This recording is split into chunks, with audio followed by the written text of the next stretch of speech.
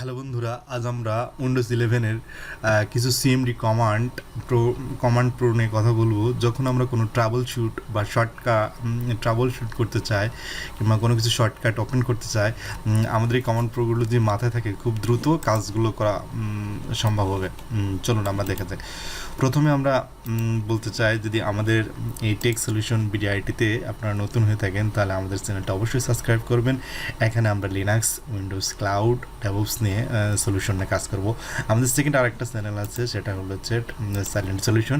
এখানে লিনাক্সের যত ধরনের অ্যাপ্লিকেশন আছে আমরা ট্রাই করি ইনস্টলেশন করার এবং ট্রাবল শুট করার ভিডিওগুলো দেওয়ার জন্য। ধন্যবাদ। চলুন আমরা প্রথমে একটা জিনিস, যখন আমরা আইপি কনফিগারেশন করতে হলে তখন আমরা কি করি, এখানে যায় নেটওয়ার্ক সেটিং এবং শেয়ারের ভিতরে যে আবার আরেকটা অনেকগুলো কমান্ড পার হয়ে এগুলো করতে হয়। আমরা যদি শর্টকাটটা জানা থেকে খুব সহজে আমরা কিন্তু এটা বের করতে পারি। প্রথম আমরা গেলাম সিপিএল। দেখেন আমাদের নেটওয়ার্ক যে ইন্টারফেসের কমান্ডটা এটা চলে আসছে। আমরা এখানে আমাদের নেটওয়ার্ক ইন্টারফেস কনফিগারেশন করতে পারি। আমরা আরেকটা এখানে যে কমান্ডগুলো নিয়ে কাজ করবো সবগুলো এখানে দেওয়া আছে, আপনাদের দেখতে পারবেন আস্তে আস্তেই।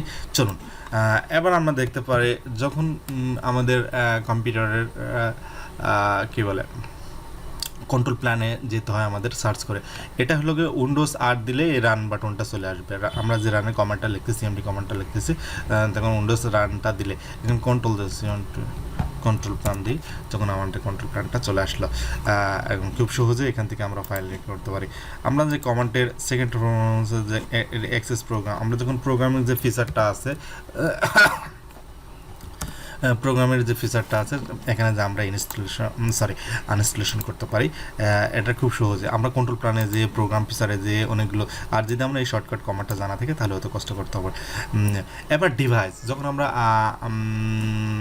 আমরা আমাদের ড্রাইভার পেয়েছে কি না এটা দেখতে হলে আমাদের কম্পিউটারের প্রপার্টিতে যে ম্যানেজে, তারপরে ডিভাইস ম্যানেজারে দেওয়ার পর তারপরে দেখতে হয়। কিন্তু আমাদের শর্টকাটে যে কমান্ডটা জানা থাকে তাহলে খুব সহজে আমরা কিন্তু এটা করতে পারি। এখানে দেখেন আমরা এখানে দেখতে পাবো আমাদের কোন ড্রাইভার, আমরা যে ড্রাইভারগুলো পাইনি আপনারা দেখতে পারবেন আপনাদের কোন সাউন্ড ড্রাইভার কিংবা network driver, graphics, keyboard, printer driver, যাবতীয় সব ড্রাইভার আপনি এখানে যে দেখতে পারবেন। এই শর্টকাট কমান্ডটা হচ্ছে দুটো কমান্ড আছে, দুটো কমান্ড দিলে আমি একটা ট্রাই করছি, আপনি একটা দেখবেন। এবার যদি পাওয়ার যখন স্লিপ, আমাদের কম্পিউটার স্লিপ মোডে চলে যায়, আমাদের কতটা টাইম এখানে টাইম ফিক্সড করে দেওয়া এবং করে দেওয়া কিংবা নেভার স্লিপ করে দেওয়া, এরকমভাবে যদি আমরা করি পাওয়ার সিএফ এখানে যে পাওয়ার সেটিংসে যে এখানে যে আপনারা চেঞ্জ করে নিতে পারবেন। এই যে 5 মিনিট আবার চেঞ্জ সেটিংসে যে আপনার এখানে বিভিন্ন ধরনের সেটিংস আছে, আপনারা চাইলেও সব ধরনের সেটিং দেখে নেবেন।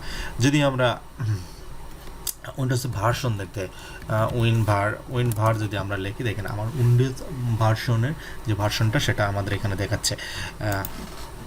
যদি আমাদের প্রয়োজন হয় যে আমাদের টোটাল কম্পিউটারের ইনফরমেশন আমরা জানতে চাই কিংবা আমাদের ড্রাইভারও খুঁজতে অনেক সময় এর ইনফরমেশন লাগে, যে মডেল কত এগুলো যদি আমরা যাই ডিআইএজি, এখানে ডিআইএজি যদি এই কমান্ডটা আমরা চালু করি, ডিআইএজি কমান্ডটা চালু করি, তাহলে আমাদের এই অপশনটি ওপেন হবে।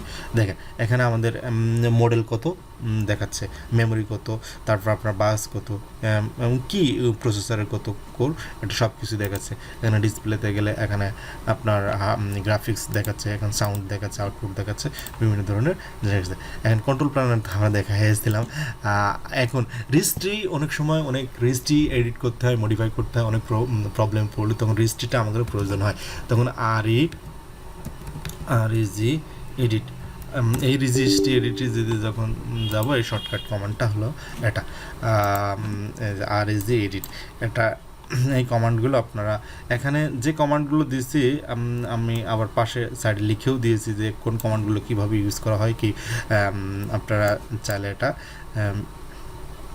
নিজেদের পিছিয়ে করে দেয়। এবার MS config often the system information, যদি আমি এমএস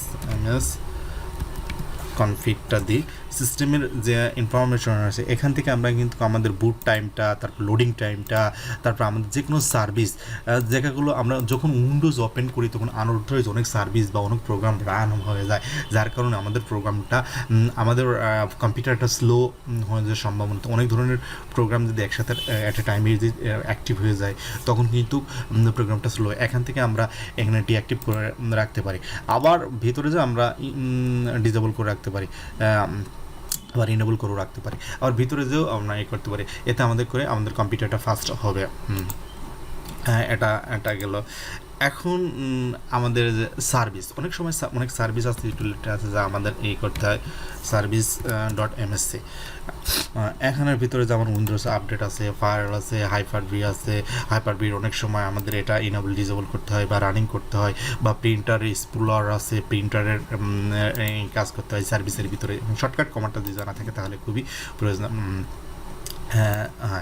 এবার এক্সপ্লোরারটা হলো ফাইল এক্সপ্লোরার। যখন এক্সপ্লোরটা দেবো আমাদের এই উইন্ডোজের যে রিসেন্ট ফাইলগুলো, ডাউনলোড ফাইলগুলো বা এগুলো সব কিছু দেখাবে এক্সপ্লোরারের মাধ্যমে।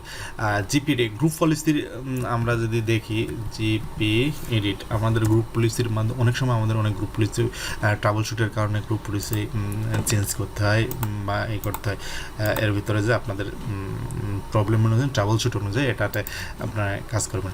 আমাদের ক্রোম ব্রাউজারটা দেখা গেলো অনেক সময় খুঁজে পাচ্ছি না, কিংবা ইনস্টলেশন আছে বাট খুঁজে পাচ্ছি না, বা ক্লিক করতে অনেক সময়। যদি আমরা যদি উইন্ডোজ+R চেপে এই রান কমান্ডটা নিয়ে এসে যদি আমরা ক্রোমটা লিখি তাহলে দেখেন আমাদের ক্রোম ব্রাউজারটা হয়ে যায়। আবার যদি আমরা এটা ফায়ারফক্স যদি লিখি আমাদের ফায়ারফক্সটাও ওপেন হয়ে যাচ্ছে। এমন শর্টকাট কমান্ড যদি জানা থাকে প্রতিনিয়ত আমাদের কম্পিউটারটা ইউজ করতে খুবই ভালো লাগবে, এবং প্লাস দ্রুত আমাদের কাজগুলো হয়ে যাবে। আর লাস্ট যে কমান্ডগুলো আছে সেই কমান্ডগুলো আসলে একটা কম্পিউটারের পারফরমেন্সকে বৃদ্ধি করার জন্য এই কমান্ডগুলো।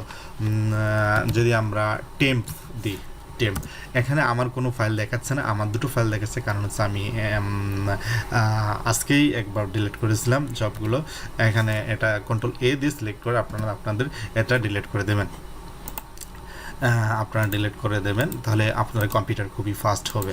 যেমন আবার যদি 10%-10%-10%-10%-এর পর যে আপনারা এখান থেকে Ctrl+A সিলেক্ট করে আপনারা সব কিছু ডিলিট করে দেবেন।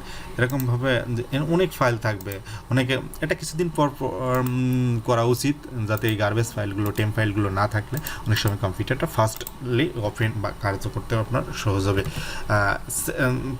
আরেকটা কমান্ড আছে যে রিসেন্ট কমান্ডটা আমাদের রিসেন্ট যে উইন্ডোজগুলো ওপেন করা হয় সেগুলো সব কিছু দেখায়। এখানে আমরা Ctrl+A চেপে সিলেক্ট করে এগুলো সব ডিলিট করে দেবো, তাহলে আমাদের খুব হেল্পফুল হবে জিনিসটাকে।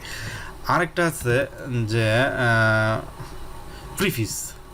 প্রিফিস কমান্ডের মাধ্যমে আমরা এটা করতে পারবো। প্রিফিসের যত কিছু জমা আছে আমরা এগুলো সব কিছু Ctrl+A সিলেক্ট করে আমরা ডিলিট করে দেবো। দেখেন আমি এখানে ডিলিট করে দিচ্ছি, আপনারা আপনাদের এখান থেকে ডিলিট করে দেবেন।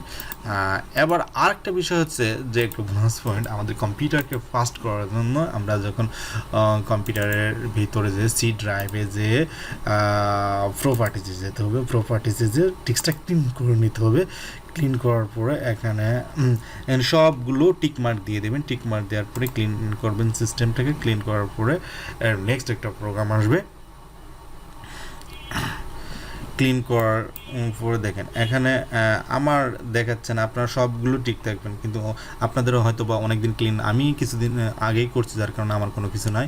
এখানে ওকে বাটন দিলে যত ফাইল আছে সব ডিলিট হয়ে যাবে। হয়তো বা এখানে সবগুলো অপশনটাকে সিলেক্ট করে আপনারা ডিলিট করে দেবেন।